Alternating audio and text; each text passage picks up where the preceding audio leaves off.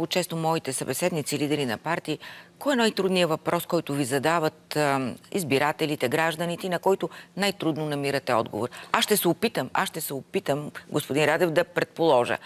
Казват, че Боташ е вашата хилесова пета, защото не съм чула нито един човек или специалист, който да казва, че това е добър договор. От него губим 500 000 евро всеки ден. Ами, като казвате всеки ден, знаете ли, примерно миналата година, колко танкера са минали през Боташ? Така че доста танкери. Ние откъде внасяхме? През Боташ. През Боташ? През Боташ внасяме, да. Само вие твърдите, че внасям.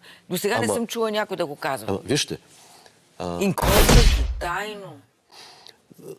Въпросът е за Боташ във всяко интервю с загуба на време, защото аз пак трябва да обяснявам защо беше подписан този договор и какви могат да бъдат печалбите от него.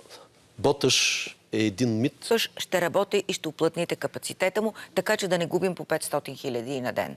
Но звучи много така като една страхотна теория на конспирациите, как пък всички партии са се уговорили да бият срещу вас точно през Боташ. Някакво негласно споразумение. Това е... Ще видим, когато станете премиери, ако станете премиери, как ще заработи Боташ. Господин президент, вие сте последната ни надежда.